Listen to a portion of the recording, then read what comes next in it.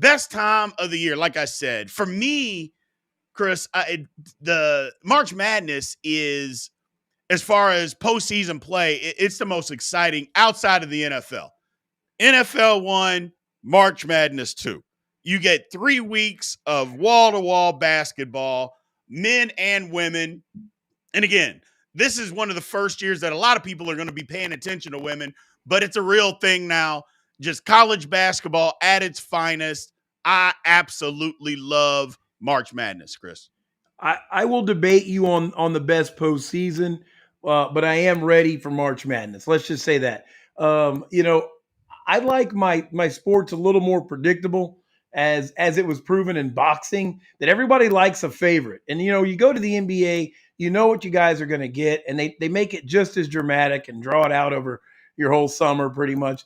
So I prefer that. But I hear your love for the the instant glory, the no names and the upsets. So I get it. I'll tell you, I get it. I've never been a fan, but I'm trying to get better at it. How about that? I can dig that. I can dig that. Look, the thing about it is, and you know what I'm going to say, you know what I'm going to go with, the pageantry, the old pageantry of college basketball. Look, it's win or go home. Yeah, Win or go home. Survive in advance. You know, right. it doesn't get much better than this. It's just college kids out there, some of them playing their last game, leaving it all on the line. It doesn't get much better than that. You know, there's a ton of pomp. I know you don't like pomp and circumstance. I There don't. is I a don't. ton I of pomp don't. and circumstance.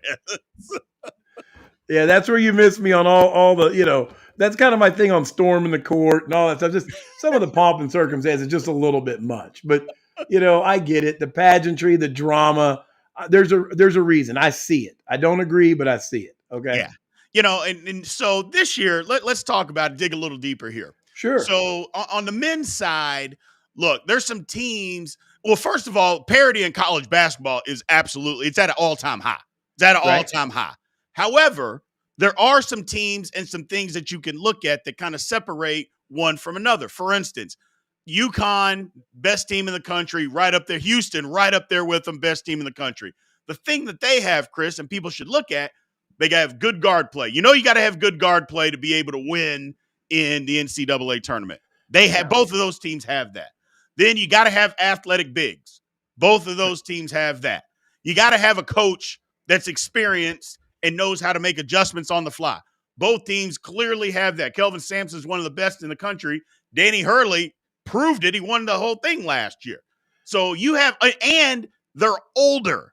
They're older teams. So when you have those mixes, I think those are the two favorites. Obviously, they were the two top seeds, but when you have teams like that, sometimes they separate themselves from everybody Well, else. I'm going to kind of get into why you talking about the favorites. You got to have that steady guard play, and you got to comment in there about a team being too slow. We all know the tournament. You really win. The advantage is changing the tempo, playing at a different tempo. Than you normally than the other team wants to play at. So that's where a coach and great guard play comes in. So you're absolutely right. When you talked earlier before we got on here, steady guards, is Houston and UConn. But it's going to be who can get who to change tempos.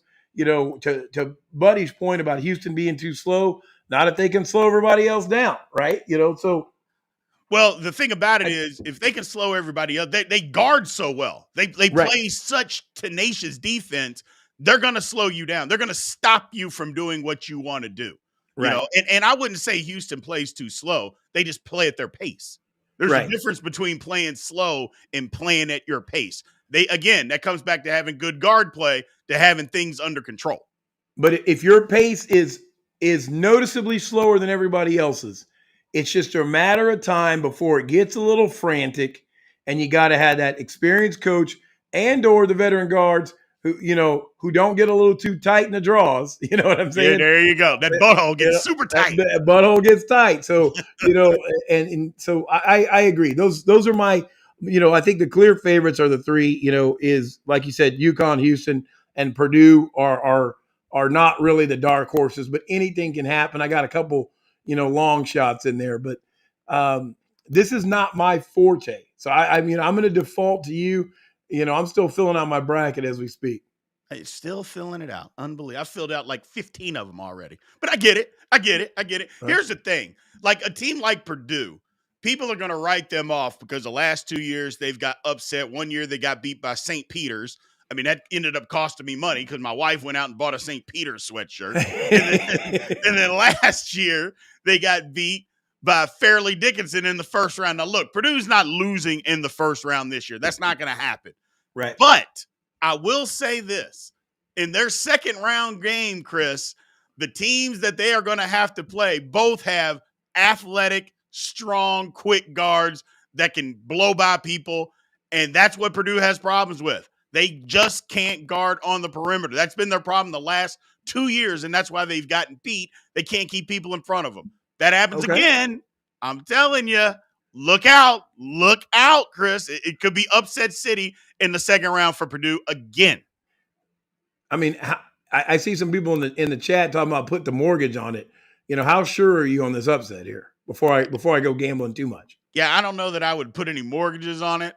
I would relax, and that's what I would do. What do we got here?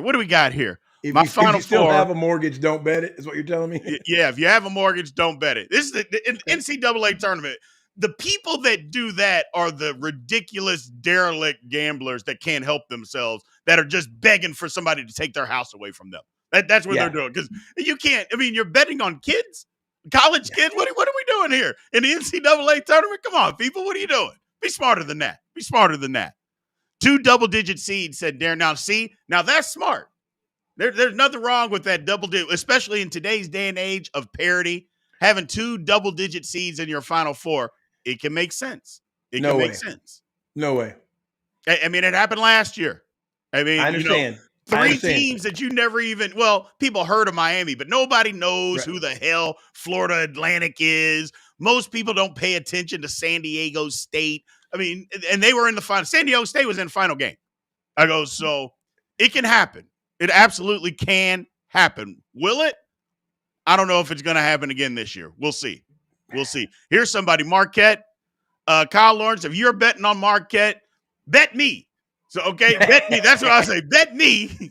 And then, I will be glad to take your money. Because Marquette, I'm telling you, one of the most overrated coaches, Chris Claiborne, Shaka Smart. Ever since he'd been living on 2011 VCU for 13 years. He's done nothing since then, and they're not going to do nothing again this tournament. Shaka Smart. Fraud. Absolute fraud. I don't know. If I'm sitting on 13 years after one lightning strike, it's time for another, And I'm also here with Susie here on McNeese, off their selection dancing early. They were jigging. So that they might be the pick, I mean, they could have an upset first round. I get it. And that's where the tournament is most fun, isn't it? The first round, you're seeing these teams, these double-digit seeds that you don't think can compete. And lo and behold, there they are with 2 minutes to go. They got the ball up 3. It's just it's absolutely incredible. And that is not to put a blanket on your fire here, but that's why March Madness doesn't get that crazy to me. It's because the best time is early on. And as your bracket gets busted, I get less and less and less interested, where every other postseason I get more and more and more interested. Like, you had to remind me that we watched the national championship last year together. I had completely forgotten because I think I'd thrown my bracket away after, first couple games and probably was on suicide watch. So, the bracket is one thing. That's fun.